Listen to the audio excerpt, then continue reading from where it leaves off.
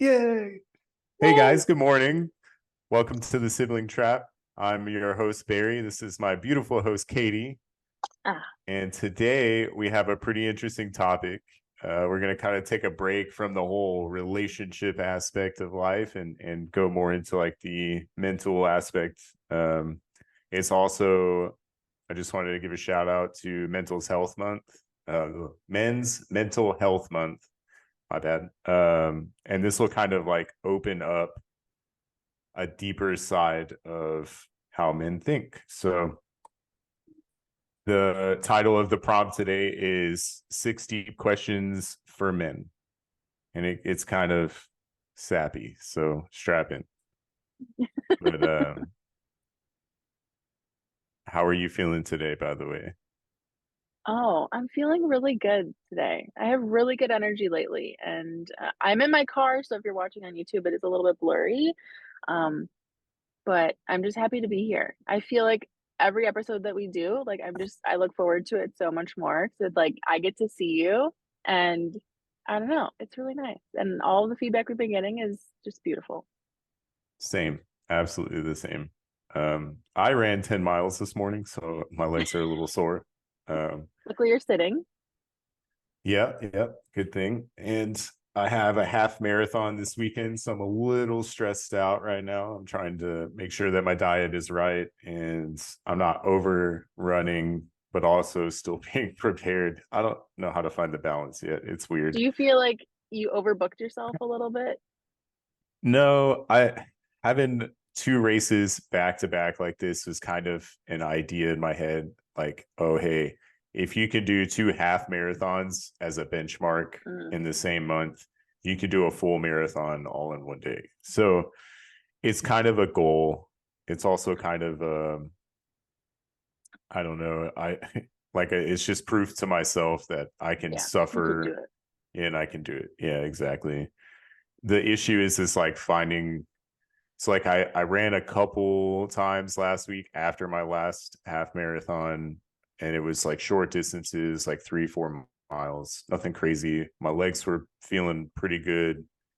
And then today, I mean, 10 miles is it's not very far, but oh man, by the end of it, my legs were pretty tired. So it's just tough. And I don't really want to overdo it because if I injure myself right before the race, and I gotta cancel and I don't want to waste the money or the time. But at the same time, I got to be prepared. So I'll probably just take a couple days rest and then maybe do like a shakeout run on Saturday and then hit the big thing on Sunday. So I'm Will I pretty get to excited. watch you again on the map? I think so. I go tomorrow to pick up my packet, my runner's pack and everything. They haven't sent out any emails for like details of the race or anything yet. So maybe in the next couple of days, I'll get something. I'm so excited for this one because it's on my home turf. It's flat. There's no hills.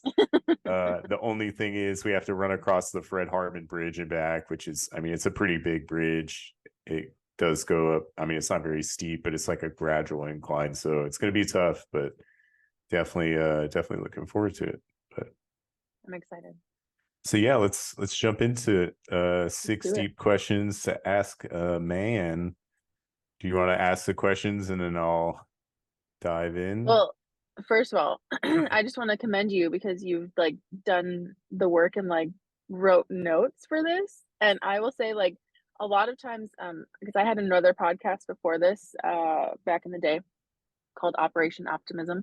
And Yeah. my most impactful episodes were the ones that I actually like wrote down. And I was like, I need to get this all on paper so that way I can really hit home like all the points that I want to say. So I'm Right. excited to hear what you've written down. Yeah, I'll ask the questions, I guess. I don't have them though, because I'm not prepared like you. Well, I mean, they're just I just wrote a few keynotes on each one. So I mean, I took notes, yeah. Yeah, But thank yeah. you though. I appreciate that. I mean it. These questions are very deep and I want all the men out there to understand where I'm coming from when we talk about them. And also the women, obviously. That way it kind of opens up my mind to people. And like I said, these questions are pretty deep. So Alrighty, let's get cracking, shall we? We shall. Let's Question do number one, it. drum roll. Um, what did you learn about anger while growing up? Hmm. Oh, Okay, but we also have man. to be a little gentle with our words here. Like we don't want to like completely roast anyone, right? Yeah, gentle. Yeah, no name drops. But also like sharing your truth. Yeah. I mean, I will name drop dad, Yeah. because dad taught me a lot about managing my anger. Okay. And that's a really positive thing. So that's like the first note that I've got. I got dad written down. There were times when like I was in, I mean, all the way back till I was a kid, but like when I was in like high school and stuff, I would get mad uh, when things didn't go my way. And it's tough, because early on in life, you set goals and you expect to crush them, right? And you're like, oh, I want to go to college. Um, I didn't get into the college that I wanted to go to. I actually had to go to like a sister campus of that college first to be able to transfer to the main campus. And a lot of times I would take out my anger and frustration on dad. And Hmm. dad, being the big teddy bear that he is, would just let it roll right off his shoulders. And I always remember that. I always think about that a lot. Like, how did he do that? How is he so capable to not let his own flesh and blood scream and yell at him and still be able to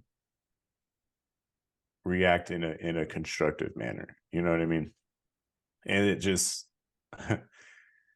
like talk about the role model I always had, and it's incredible to me because it was just tough for me growing up because I had a single parent. We weren't rich or anything. I grew up in a really like rich kid area. I was like the poorer white kid. I wanted all the things that everyone else had. And I grew up with a lot of envy, and that kind of fueled into anger, and it really drove home how important hard work is. But at the same time, like I wanted all the things that those kids had. And I feel terrible for it, but a lot of the times I blame dad. It's like, well, why don't you work harder? Or, why won't Yeah. you let me get a job? And he always told me, like, don't rush into the workforce. Like, you need to go to college, you need to figure things out. And even now, I'm like still trying to finish my degree, but like, it's just, and it's tough to not jump into getting a job because you want to make money, you want to buy a car, you want to have spending money to go out with your friends, do all that stuff. But he really did set that example for how to deal with your frustration and anger for me. Um, I mean, there were multiple occasions, Katie, where I would lose my shit, and dad would he'd be like, "You need to just calm down. You need to figure this out. You can do it. You just need to think about it." And it's amazing. Even today, like I still think about how cool, calm, and collected my dad always was. Our dad, sorry, dad always was, and it's definitely something that I've tried to emulate. So the next thing I wrote down was football. So in high school, I played football, and that's something that like didn't fuel my anger, but it helped me deal with the aggression. Like I was Hmm. able to get out there, a contact sport. I was able to hit people really hard. I was able to lose that angry side of me on the field. That way when I walk off the field after practice or after games and stuff, I felt a lot better. And what's crazy is like people frown on these contact sports and like, oh, they're dangerous and stuff. And yeah, there's a lot of like health risks involved and injuries. But at the same time, like it's getting kids out there. They're using up all that energy. They're running hard. They're playing hard. They're hitting each other. I mean, we're wearing pads and stuff, and it helps protect. But it's a way for a lot of young guys to get out the aggression, I feel like. And that's a thing that really helped me immensely uh growing up. So, and like the coaches are all there to kind of help you through life and stuff, be the second kind of parent to you. And I remember my coach in ninth grade football.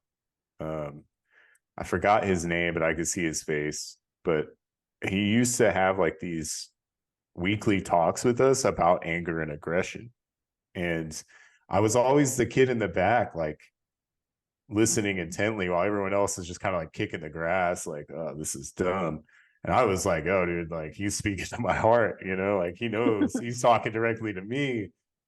And it just, I don't think a lot of people knew that I had like this aggression side. Like I was always dealing with this mental voice telling me, hey, man, like all this shit's going bad. And like you need to toughen up or whatever, like puff your chest out, act tough.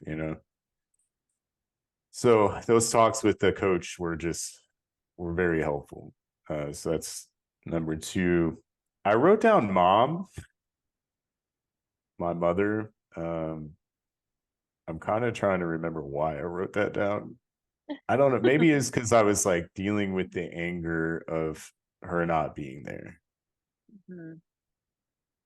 And well, now that I'm thinking about it, I was mad a lot because I saw kids, and maybe it's just envious too, but I saw kids with like a full family, like mom and dad, and it made me angry because I was like, what the hell is it about me that she doesn't want to be a part of, And I kind of blamed myself for a long time, thinking that I did something wrong or there was something wrong with me, and that's why she didn't want to reach out or she didn't want to be a part of my life.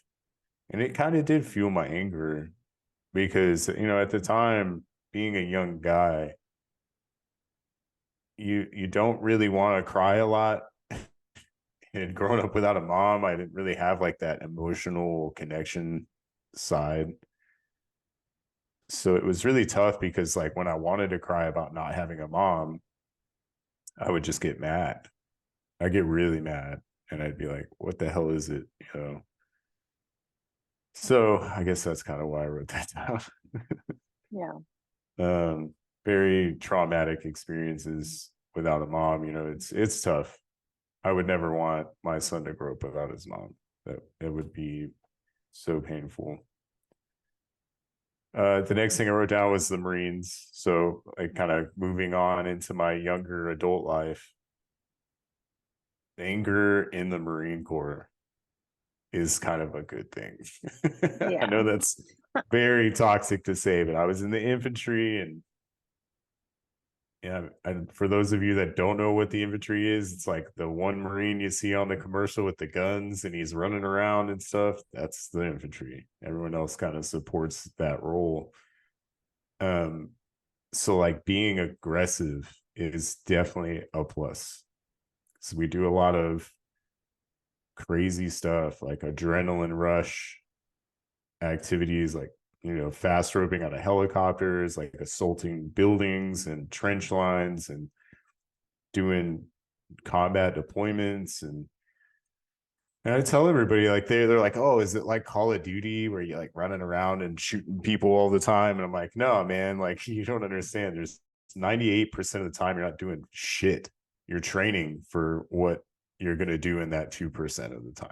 And the 2% of the time is the firefights and all that.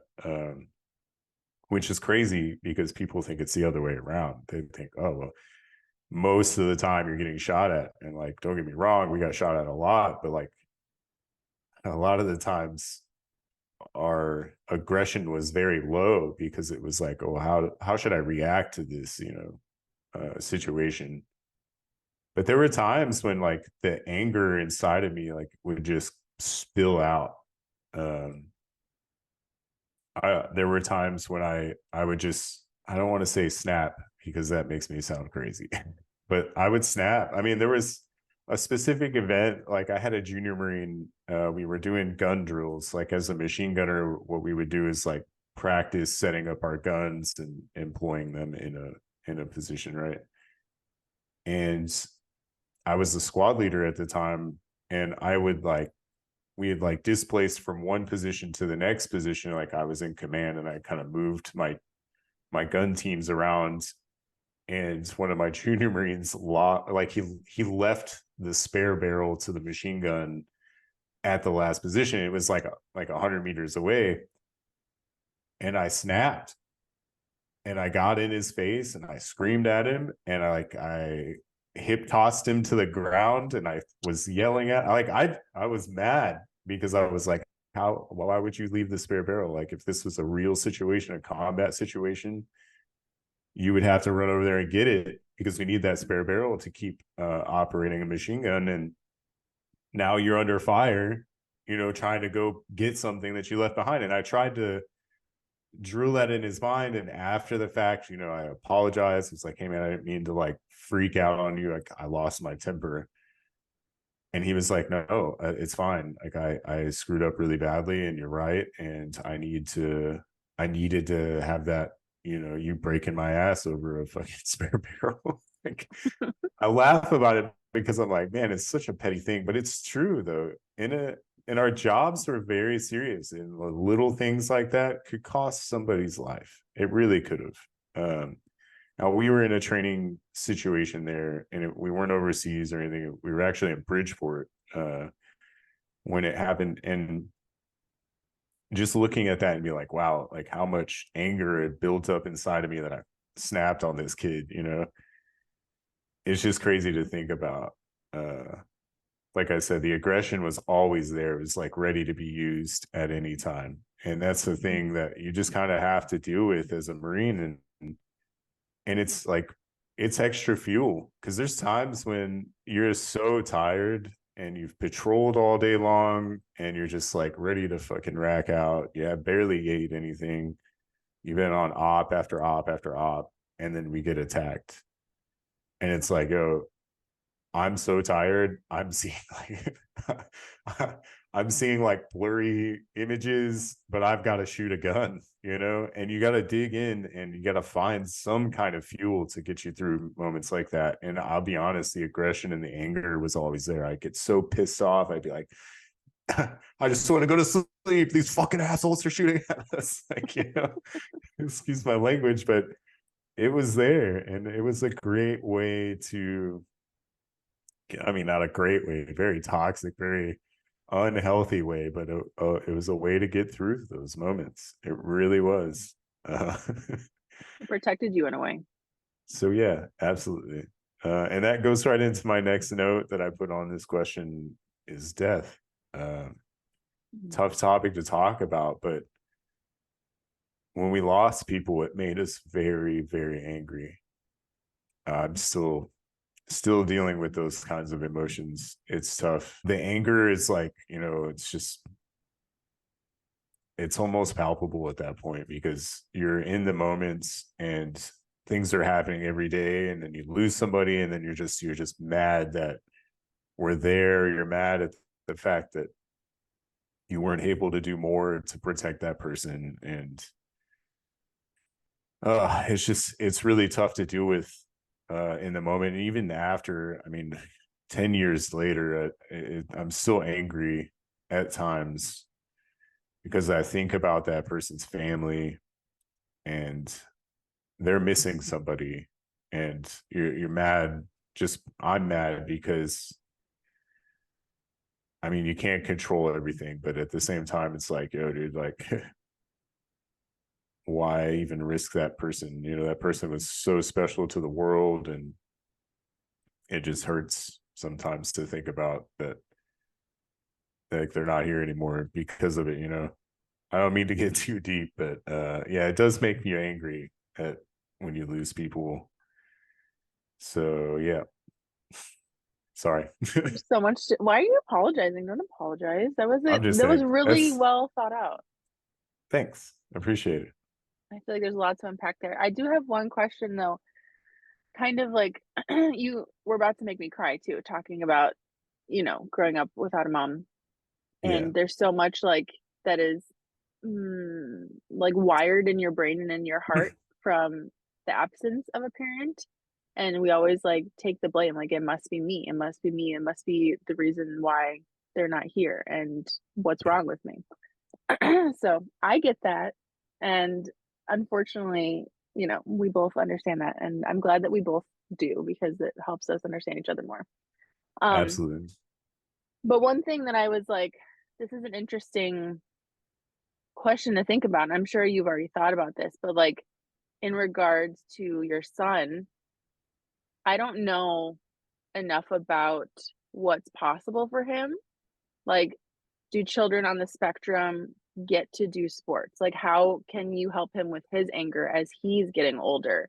Like, do you have any insight to share on that? Like, what have you thought about that? Um, I I don't know if they do like sport activities, but I'm pretty sure at his speech therapy class he gets like a recess time where he gets to go outside and play. And boy, keeping my kid inside is the hardest thing ever. Like this weekend, it rained all day Sunday, and he's just like staring out the window, like looking at me. And he says shoes, and I'm like, dude, we can't go outside. It's raining and it's cold. I'm sorry. I want to take you outside and let you play. But I'm pretty sure I'd have to do more research, but I think there's like, like the Special Olympics, right? There are people with special needs that are able to run and do all those Mhm. kinds of activities and stuff like that. So I'm pretty sure, whenever he gets to the age where it's more like a sport instead of just him running around and playing, if he's mentally capable of it, then yeah, I think I could put him in something like that. I don't I don't know if he'd be able to play baseball or football just because there's a lot of rules and like the object of the game is to do certain things. And I Yeah. just don't know if he's perceiving those things on the same level as everyone else. Like if I set up it and I've tried like throwing the ball to him, he doesn't catch. He just stands Mhm. there. Um, and he doesn't throw the ball back. He doesn't get that. He will like play and do stuff on his own, like throw the ball in the air and watch it hit the floor. Like he likes doing that. So I mean, there's still some aspect to it, I guess. It's all about Mm. teaching him little by little. It's like working with like a really young child, Yeah. like mental capacity. It's tough, but I think he could do it. I'm really I'm hopeful. proud of you for, like, doing your own work and being self-aware so that way you can help support him in those moments of anger. Yeah. And what's crazy about that is like he doesn't I mean he gets frustrated at the littlest things, but like he doesn't like get mad. He cries. So like the anger is there. It's just all about how he expresses it. Like when his tablet dies, he doesn't understand, that it needs to get plugged into charge because I mean it'd be like a normal kid, you could just say, hey, it died. So just sit here while it's plugged in. He doesn't get that. He wants to take it with him and unplug it, even though it's only been charging for like 2 minutes. I'm like, hey, bro, you gotta let it charge longer. Like you can't just Yeah. run off with it. It's gonna die right immediately. He doesn't get that. So like he kind of throws like a tantrum. I call it a tantrum or a fit, whatever. And he like falls on the ground and he's crying. And I'm like, dude, just give it like 20 minutes, or I hand him my phone. I'm like, here, use this. Cause he's very self-sufficient when it comes to like keeping himself occupied, but he craves that like attention, not like attention, but like the activity of like a phone or a tablet or something like that. It's just tough because like he's got a whole box of toys, but he only plays with like one or two of them at a time. He doesn't want to play with like all the toys. He's like, I want a phone or a tablet or TV, watch a movie. He's like constantly craving that kind of interaction. Mhm. I know that sounds terrible, but guys, he's autistic. It's not a Yeah. whole lot I could do.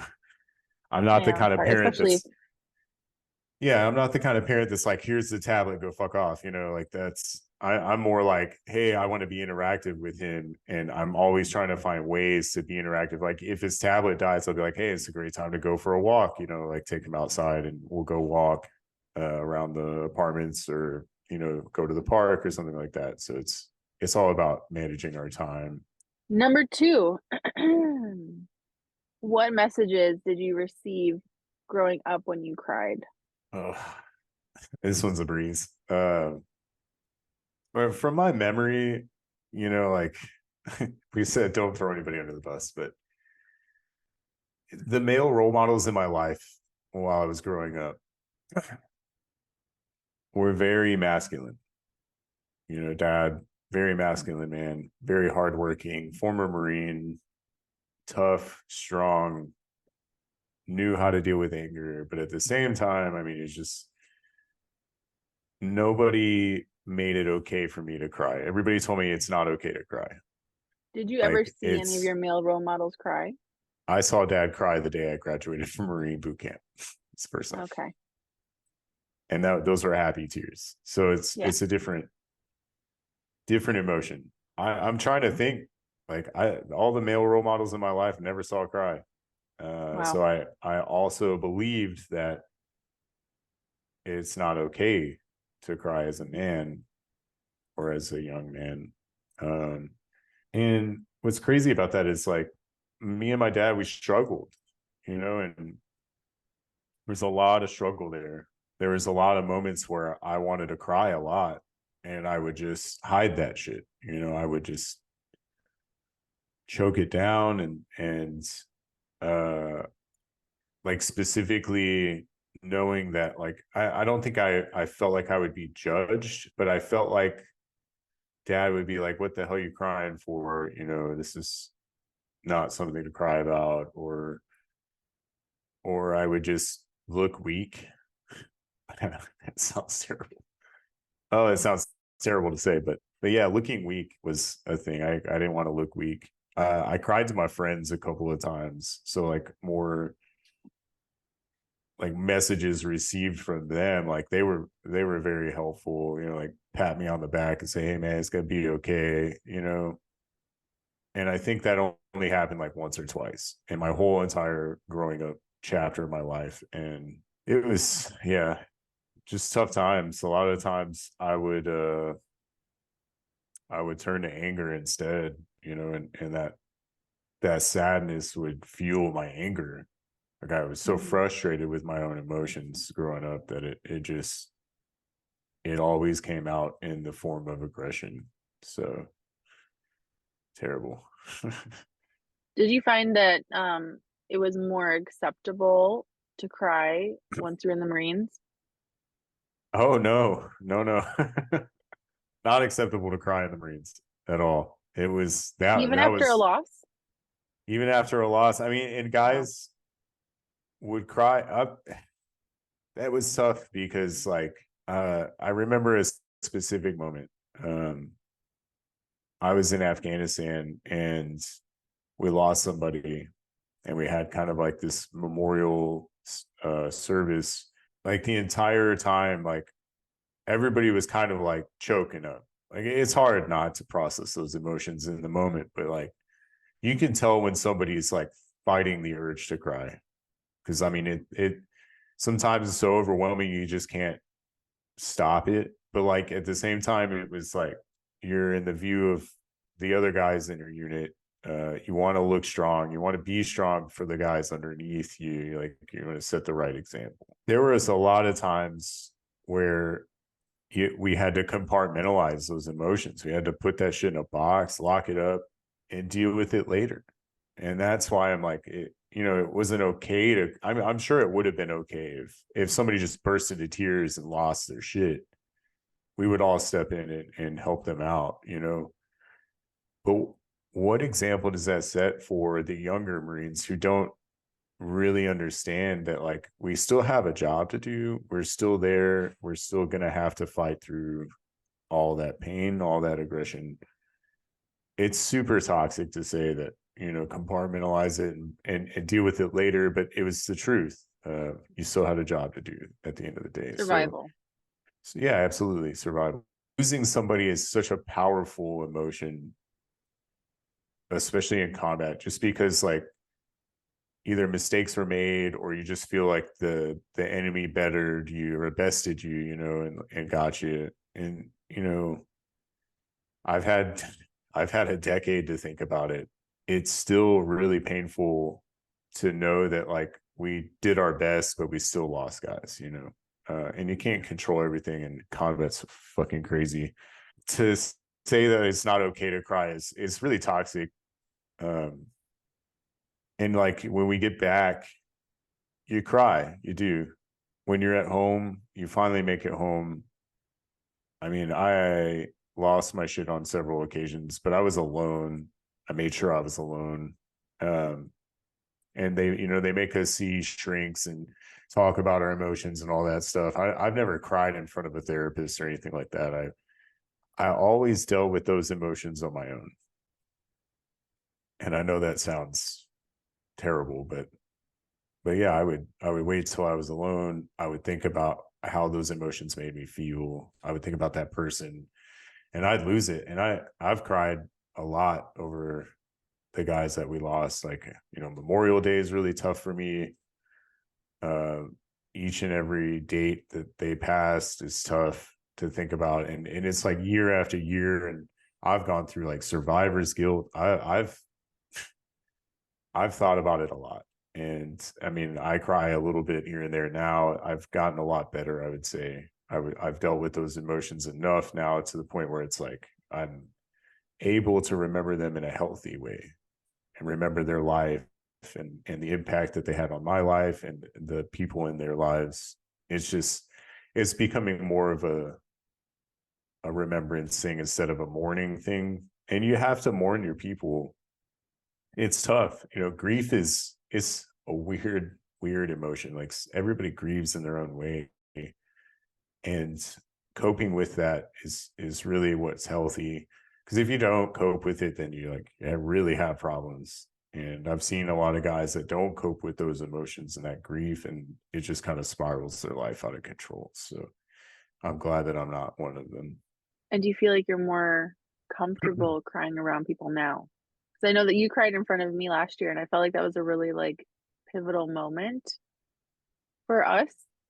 Yeah. Um, but It other depends than on who me, it is. Yeah, it yeah. depends on who it is. Having the safe space for a guy, especially a guy like that's been through as much as I have, and I'm not bragging by saying that. I'm just saying I have some serious trauma in my life, and it's not just from the Marines, but like a lot of trauma from my childhood and stuff. And being able to cry in front of people is kind of important because it's an emotion that you have to process. You have to exercise, or else it turns into something else, and it's ugly whenever it's not dealt with properly. And it's something that I've learned over the last few years, especially how important it is to process that emotion. And I would say you're probably one of five people that I can cry in front of. Oh, Uh, Scott and Hannah probably are definitely in that list. I've cried in front of a buddy. His name's Colton and Nathan. So like, there's my top five right there. Anybody outside of that, I'm gonna choke the tears back and wait until I can be alone. Or it's really about trust, because like I've made the mistake of showing emotion to the wrong people, especially mhm. recently. And that person used it against me, and took my most vulnerable moments and used it as ammo. And that's something that hurts really bad because it's like, oh, dude, like I trusted you. I opened up to you and I trusted you to just be there for me and to, say that like the emotions were too much. I'm like, oh, like too much. Okay. Sorry. And that sucks because it's like, who do you trust after that? And how can you trust anybody after that? And, you know, you really do have to make people prove to you that they can be trusted with like your vulnerable side. And from a guy's perspective, it becomes toxic because you're like, oh, now I'm never going to trust anybody like that again. And I'm not going to be able to open up to somebody like that again. And it's hard to deal with that way because you don't want to feel that way, but it's like, oh, well, well, that happened. There's this moment in my life in the last year, um, where I I was in a panic. I wouldn't say a panic attack. I was like in an anxiety attack, and I was really worried about someone that I um, thought that I could trust with my feelings. Right. And, I kind of broke down and I was like, I was just so worried about you. And like, I'm just glad you're okay. And then you probably have had this happen to you as well, but this person blamed the situation and said, "Well, this is just your abandonment trauma coming out. It's not my fault." And I was like, "Holy shit, you really just did that? This isn't about my abandonment trauma. Like, just accept my feelings and like be grateful I care about you." Wow. Yeah. That's painful. Has anyone You ever know. done that to you? Like said like, "Oh, this is just your trauma coming back. This isn't about me." Yeah, it's happened a few times. And that's terrible to do, like to put the label on there, like, oh, it's this is your fault. And it's like, oh, I'm just showing emotion. Like, I mean, of course it's my fault, but like, what are the reasons behind it? And that's what's crazy because like a lot of my frustration moments, like the moments where I'm just like, I just want to solve this, but I can't, have been labeled as, oh, that's post traumatic stress. Mm, That's just your PTSD. That's your whatever your trauma is showing through. And I'm like, no, like this is the here and now. Like that has nothing to do with this. I'm frustrated at you because I want to make this work. It's not because I'm having a flashback or something crazy. And it sucks, man, because everybody has trauma, and whether you have somebody like supportive or not is really how you get through it. And for somebody to use that as your reason why you're upset, like that's just painful. That's just toxic, not totally. fair. And it's definitely like I feel like that's a red flag that you can't come back from. It's like, well, now Oh you're no, no no. longer a person that I can trust to be safe with. Yeah, and like you were showing that person how much you care about them, and they misconceived that as like your childhood trauma. That's embarrassing, It honestly. is. Oh But, man, I've come a long way since then. So I'm proud of moving you. on. Thank Yeah, you. I love you. I'm grateful. I don't think I've cried in front of you like that I yet, don't think you but have yet either.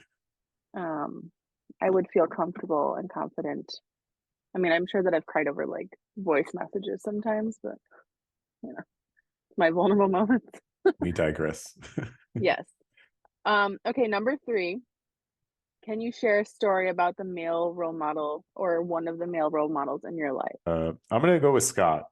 Scott's Okay. he's a huge male role model in my life, which is crazy because he's a couple years younger than me. But and what comes to mind, the way he is as like a father. So he's got a daughter. Her name's Abby. She's like my goddaughter unofficially because like neither one of us kind of believe in religion, but I've been in Abby's life since she was 2. Just a little backstory. Scott was my assistant patrol leader and assistant squad leader in Afghanistan. He came to our unit about halfway through our workup to Afghanistan. And he came from security forces, which is like kind of like another part of the Marines where like the infantry also sends Marines to security forces and they live in like Washington D.C. They're the guys that stand at like the White House and go to Camp David and protect the president and stuff. So very big job, very responsible.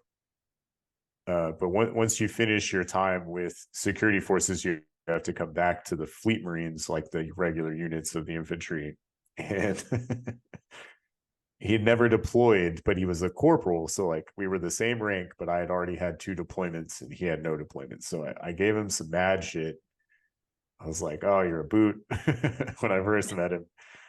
Uh, I ended up going to the rifle range, and we like to tell this story all the time because it's just like a reflection of like the toxicity in the Marines, like especially in the infantry and how we treat other Marines. But I went to the rifle range. He ended up going on a field op with another buddy of mine, Eric, and Eric kind of vetted him to me whenever I got back from the range. It was like, yeah, this guy's good. He knows what he's doing. He's legit. We should definitely take him under our wing and like teach him the ropes. And I was like, all right, fine. And then we immediately hit it off as best friends, and like we're fucking inseparable now. So yeah, like in Afghanistan, the dude saved my life. multiple times. But like specifically, what comes to mind when I think of him is just like his positivity is like matched to your level of positivity. Huge positive role model in my life, especially when it comes to like how he's raising Abby and the way he parents. Like it's incredible to think about because I'm like, man, when she was little, she was like super cute, and now she's 12. Oh my god. And she's like full of emotion. She's like a raging teenager. Like it's crazy to think that he has to deal with that on a daily basis. But he's doing such a great job, and that's what's funny. So like the story I'm thinking about is recent. We went out. So I went out to California, 2 weekends ago to run in the half marathon in Santa Barbara. And so like me, Scott, and Hannah ran in the half, but Abby ran the 5K, right? And leading up to the race, like she was just not about it. She's like, man, I don't want to do this. Like, I'm gonna walk. Like, it's just not what she's really interested in running. And we're trying to be good influences and say, like running's a good thing, like, and it's a good thing to do these kinds of events because it gets you out of the house, it gets you around other like-minded people, and the money goes to a good cause, and you have to exercise, to be healthy. And she's just not about it at all. And like Scott is just trying to get her to just be interested in it. So like they got her a bunch of clothes, and like run basically build her a little runner's fit. So her shoes were super old, and Scott was like, hey, find some shoes that you like. And this was weeks ago, like before the race, so that way they would have time.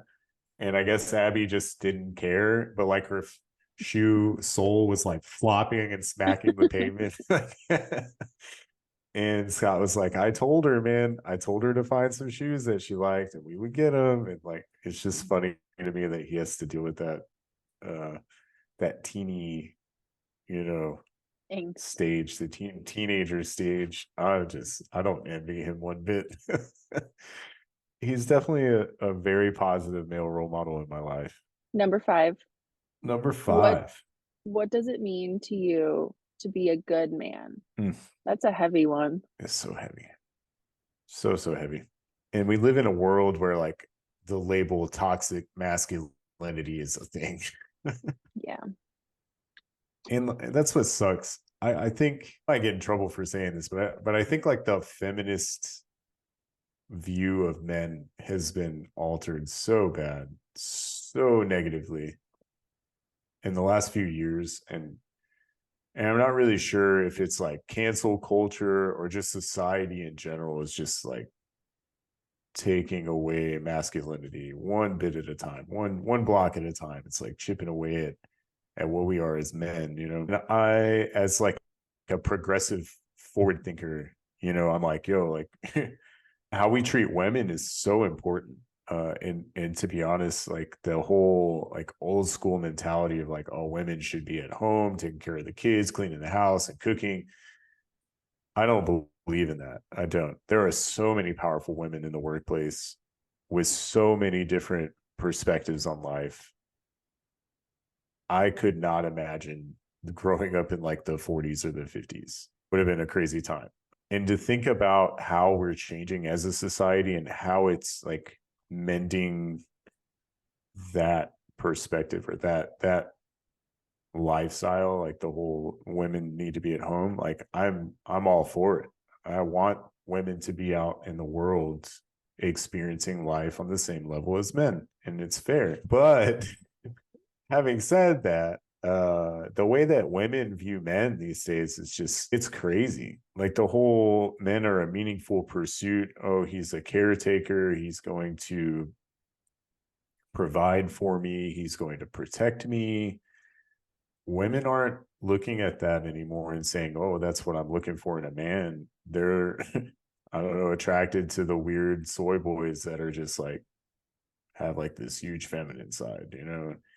And don't get me wrong, there's balance. There's got to be balance. And coming from a guy who's like had a lot of tough time growing up with dealing with like that emotional side, growing up without a mom, I'm having to learn how to be more feminine in my own way, you know?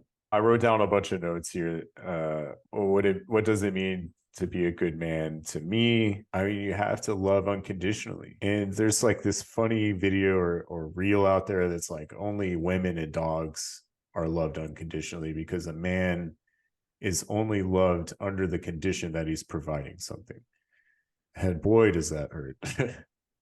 Mm. It hurts to think about because in my experiences in the past, when I wasn't providing something for my significant others, we had a lot of problems and a lot of trauma and a lot of arguments and a lot of fights. And it's like, dude, like I struggled through those times just trying to make ends meet and just to be there for my significant other. And I was getting a lot of negative feedback. I still loved those people unconditionally. I still looked through their flaws and I still hoped for the best, for the future. And obviously none of them worked out. But as a man, like to be a good man, you have to, I mean, I wrote down you have to buckle down and do what's right. And that's the thing, is like be a good man, is like is part of just being right and doing right by people. And that goes into friendships too. It's like, like when somebody needs you, you have to be there for them, as a friend. And that's part of being a good man is standing up for people, or like, defending people even if they're not there, or like behind their backs. Like I feel like that's part of it, is just doing right by your people. Also setting a good example. I wrote that down. Set a good example, and that's not just for like kids, but like for other men. And that's something I love about this podcast, is like there's so many good men out there that are listening, and like I just want to be able to set a good example for all of them, and that way they understand, like, we're out here in this world, people are watching, kids, teenagers, family members, your friends, strangers, like people were watching. And the good people want you to succeed, but like there's also people that want that controversy. Like they want you to fail. There's people that want you to fail because then it makes them feel better. Or, like my experience is like when bad men see the good man fall, they rejoice. They're like, yeah, oh, look at that good guy, he's failing. And in those moments I just laugh. I'm like, yo, I might be failing, but hey, At least you're what do trying. I yeah, what do I always tell you? The bigger the struggle, the bigger the growth, right? Yeah. And at least, like you said, at least you're trying. And setting that good example, like it's so important, because I don't like hypocrisy. I really don't. And it's crazy to me because I've been in so many relationships where it's like I'm with a total hypocrite. Like that person is saying one thing but doing the complete opposite. Such a turn off for me, such a red flag. And like with my friends, it's the same way. Like it's like, yo, you say one thing but you're doing another thing, we're not going to be friends for very long. I see right through it. Do you Hypocrite. feel like you have more pressure now to set a good example now that you are in the spotlight a little bit more? No, not necessarily pressure. Just because like it's something that's really important to me, and it always kind of has been. So it's kind of natural. Dating back to like being a Marine, like you have to set a good example, especially when you have subordinates. Like I never wanted to be labeled as that leader that nobody could follow. Mm. Or that leader that people were like, oh, well, he's a shit person, so we shouldn't do what he says. And I've made mistakes. Everybody's made mistakes, and at the end of the day, as long as you can look yourself in the mirror and say, hey, I'm a good person, that's really all that matters. If you're a good man, and the men that aren't good men, they know they're not good men.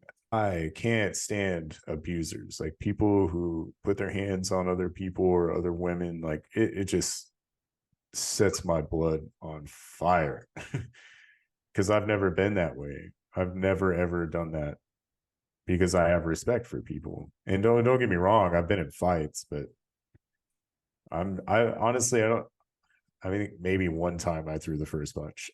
It's because the dude was in my face and he pushed me a bunch, and I was like, "You're not going to put your hands on me." So it's just like that. Like those types of men, they look themselves in the mirror and they're like, you're a good man, but they're lying to themselves, you know? They Yeah, know and it's deep down they're even a piece of shit, you know? like So the men who don't put their hands on a woman but abuse them in other ways. emotionally, yeah. And we're all guilty of like in the heat of the moment, like fighting and arguing.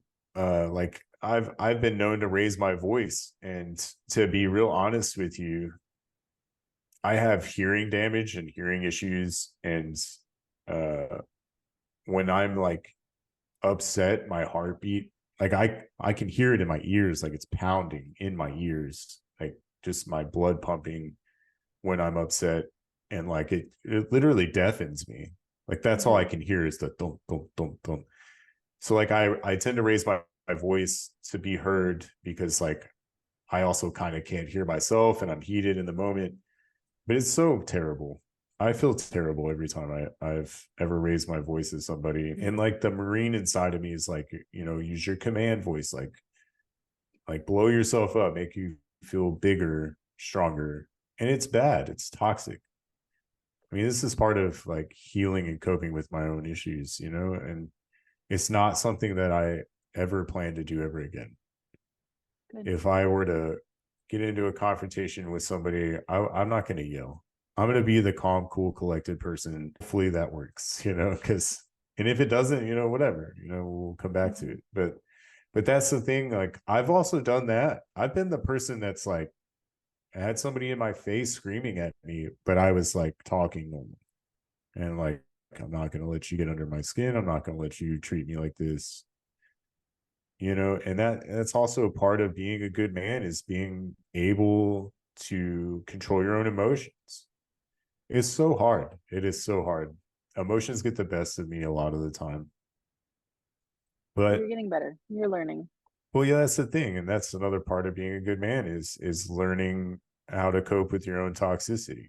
And that's something that I've really driven home to myself in the last year, is like identifying what I need to work on, and being able to do that and actually doing that. Mm. I mean, it's one thing to say, "Oh, well, I suck at this," but it's another thing to actually fix it. And that's Try to something that be. I wrote down too, is just being able to reflect on who you are as a man, and where you can improve. And holding yourself accountable and not being like, "I'm not the problem." Yeah, absolutely. And that's a real big problem for a lot of men these days, is they're willing to push the blame onto everything else, and blame, oh, well, the bills are stressing me out, or the kids are stressing me out. It's like, no, bro, maybe you're just not dealing with your own problems, your own stress. Like these days, I don't get stressed out about anything.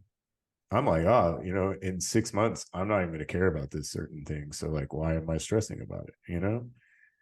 And if it's something that actually needs to be stressed about, then I'll be like, okay, well, how can I fix it? I try to look at everything in a more positive way, because like the negativity, it just sucks you in, and it Mhm. just builds that depression. And I'm so tired of being depressed. Like I don't even remember the last time I was depressed, like honestly. I mean, it was, you know, a few months ago, but like in the last few months, I have, on another level, just positivity. I feel like I've been dealing with everything that I have to deal with on a way better scale. I just have That growth. brings us to the last question here. This is a long Oh, hey, episode. it is a long episode. Sorry. I'm like, how Not long have we sorry. been on this call? I An mean, we hour could and a talk half. all day. It's okay. We could. I mean, these. I knew this was going to be a long one, because, like I said, these questions are deep and there's a lot to them. I don't want to rush over anything, so like it's Yeah. fine. No. No. Um, Absolutely.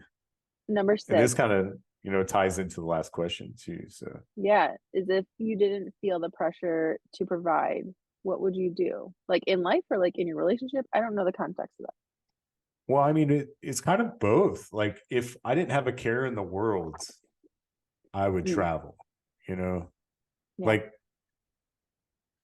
uh, I don't frown on people who don't have kids, but that's kind of like what I thought about this question whenever I wrote it down. Wrote down the idea is like, if you don't have any responsibilities, so like pressure to provide equates in my brain to responsibility, right? If you had no yeah, responsibilities whatsoever, like you didn't have a job that you had to show up to every day. You don't have kids that you have to take care of. What would I do? I would travel. There's so much history in the world Mhm. that I want to experience before I leave this world. Hopefully, I was talking about this because so Scott's lady Hannah, her parents are from Croatia and Serbia, right? And I Yeah. was talking to her parents when I was out in California, and her dad specifically, and we were talking a lot about history and like different parts of the world that have so much like vast world history, like things that have been on this earth for thousands of years. And I'm like, man, I want to see that, you know. Like I was telling him, you know, when I was in Iraq, I was in the birthplace of civilization, Mesopotamia. And like I saw a lot of really cool monuments and stuff that have been there for ages and ages. And he was like, oh wow, that's really cool, you know. And dating back to like we were talking about Russia, and like obviously I can't go to Russia right now, but like I would love to go to Russia because there's so much history there too. Like I mean, that country's been around for so many millennia. That it's just like I want to experience all that kind of stuff. I mean, that's what I would do. I would travel the world. And I know that it seems like a very generic answer. I feel like there's so much to learn from our world, the different cultures of the world, you know? Like people are different everywhere you go. I think we need to travel together at some point because That I would be am not a great. history buff.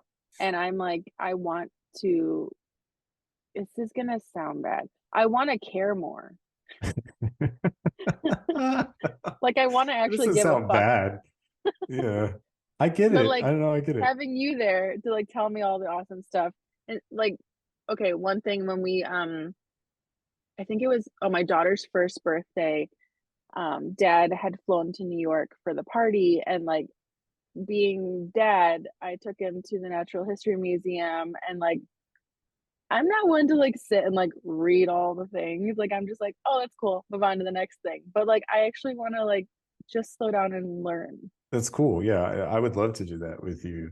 And it's not just about history, dude. It's like I had a time in the Marines when I got to go like float around the Western Pacific and go to a bunch of different countries out there. And it's really about the culture, like the food, what people do in their free time, like their work ethic.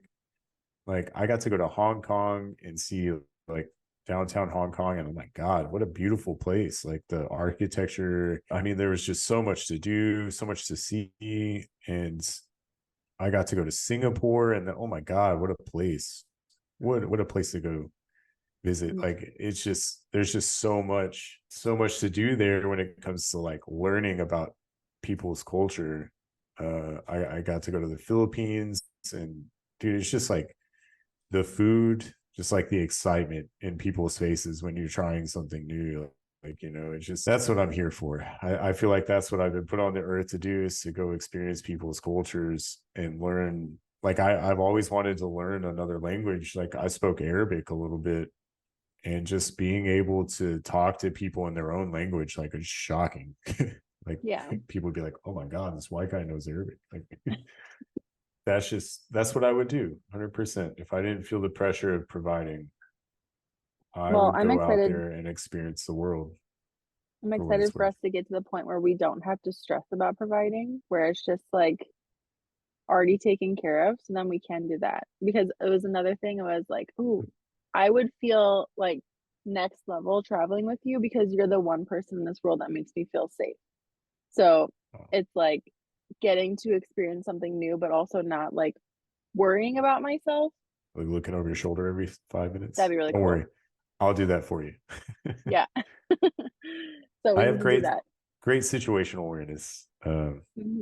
But yeah, I mean, like there's parts of Africa that I want to go to.